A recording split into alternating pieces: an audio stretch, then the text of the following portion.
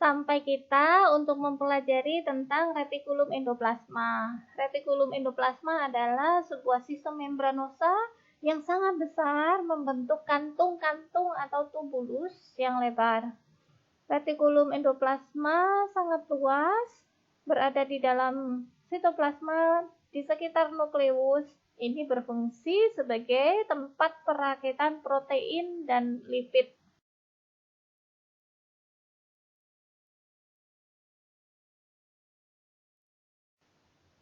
Jenis yang pertama dari retikulum endoplasma yaitu retikulum endoplasma kasar, memanjang dari sekitar nukleus, tampak kasar secara mikroskopik karena ditempeli oleh ribosom. Mengandung ribosom ini berfungsi mensintesis dan melepaskan berbagai protein baru ke dalam lumen retikulum endoplasma.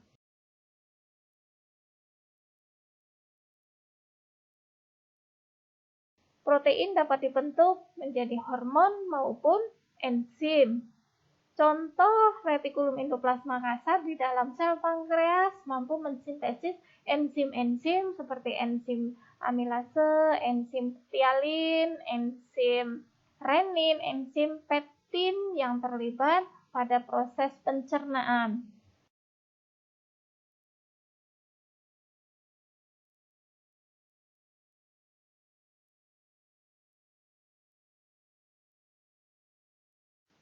Tampak gambaran rok retikulum endoplasmik. Ini adalah retikulum kasar di mana terdapat titik-titik secara mikroskop elektron karena memiliki ribosom. Tipe yang kedua adalah smooth endoplasmic reticulum atau endoplasma yang halus karena tidak memiliki ribosom.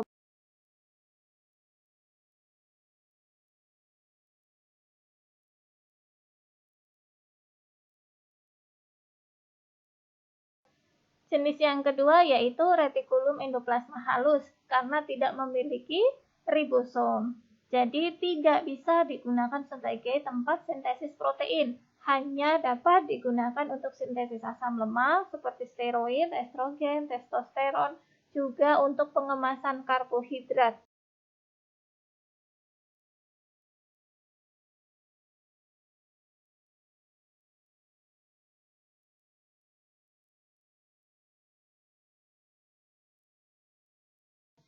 Di dalam sel otot, ion kalsium yang dibutuhkan untuk kontraksi otot disimpan dan dilepaskan dari bentuk retikulum endoplasma halus atau disebut sebagai retikulum sarkoplasma.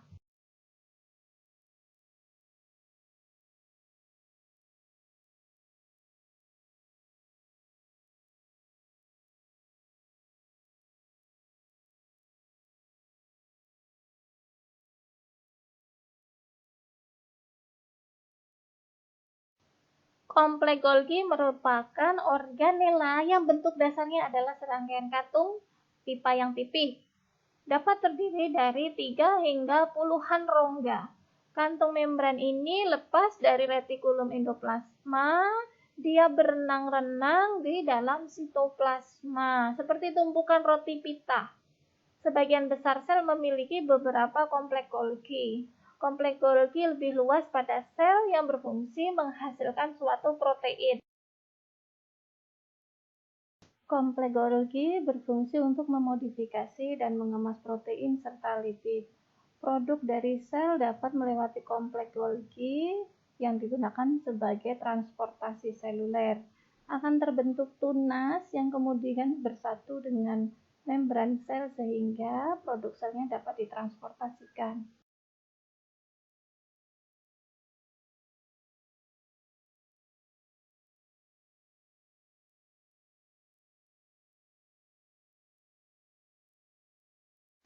Protein yang disintesis oleh ribosom di retikulum endoplasma kasar akan ditransportasi menuju kompleks Golgi, kemudian dikemas, dimodifikasi menjadi produk akhirnya, seperti menjadi glikoprotein ataupun lipoprotein.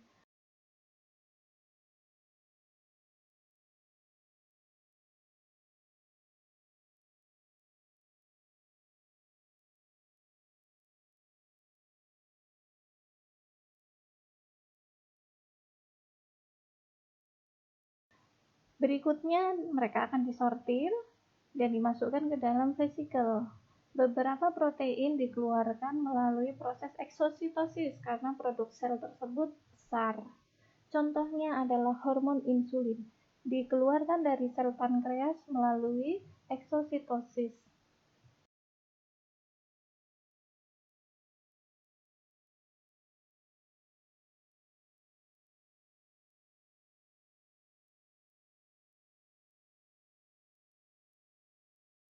Ini adalah gambaran dari kompleks Golgi tanpa adanya kristal serta vesikel transport. Vesikel transport ini berada di ujung-ujung dari kompleks Golgi dan dia dapat lepas dari kompleks Golgi menuju ke membran plasma atau menuju ke organela lainnya.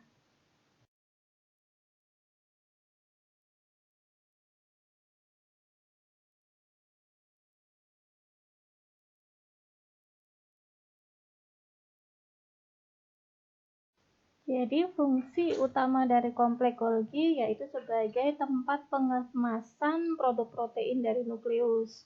Contohnya, proinsulin akan dikemas menjadi insulin di kompleks Golgi ini.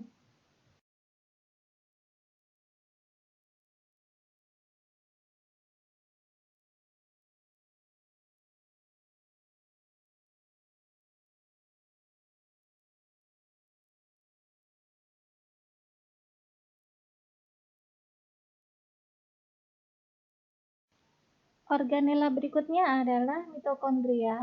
Kita akan banyak bersinggungan dengan mitokondria untuk materi-materi berikutnya. Fungsinya sebagai pabrik energi bagi sel untuk reaksi pembentukan ATP.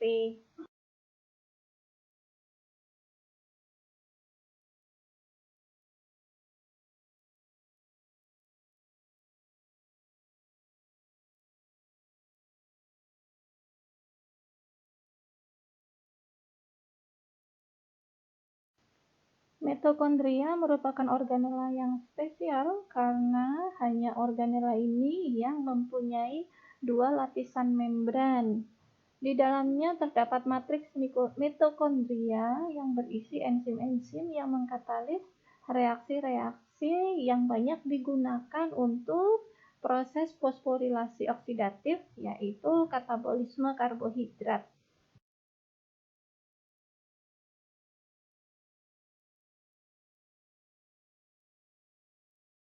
Tampak di gambar membran mitokondria luar dan membran mitokondria bagian dalam. Di dalamnya ada kristal serta berisi matriks yaitu cairan. Dulu beberapa ahli biologis berpendapat bahwa mitokondria adalah bakteri yang masuk ke dalam sel namun tidak mati dan berkembang menjadi mitokondria seperti yang kita kenal saat ini.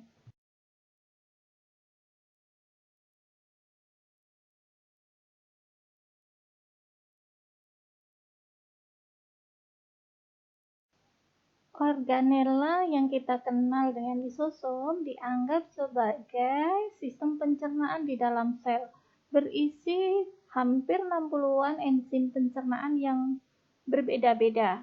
Ini merupakan tunas dari kompleks Golgi. Enzim lisosom akan membantu mendaur ulang struktur organela sel yang sudah tua atau sudah aus.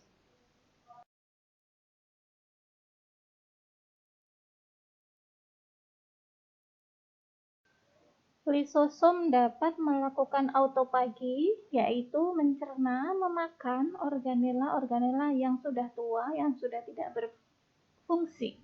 Dengan cara ini, sel Haper manusia dapat didaur ulang sekitar setengah dari isi sel setiap minggunya.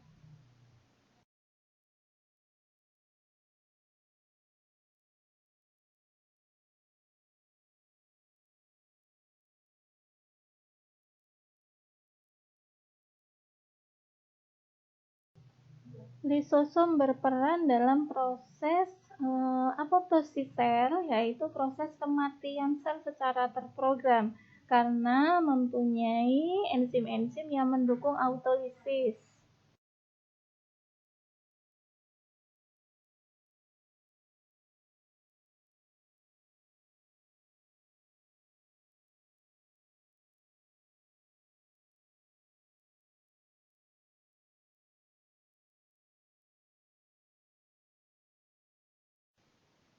Organela lainnya yang kecil seperti lisosum serupa, yaitu peroksisum. Perbedaannya, enzim-enzim di peroksisum kaya akan peroksidase, sehingga oleh sel hepar banyak digunakan sebagai detoksifikasi toksik, alkohol, obat, dan lain sebagainya.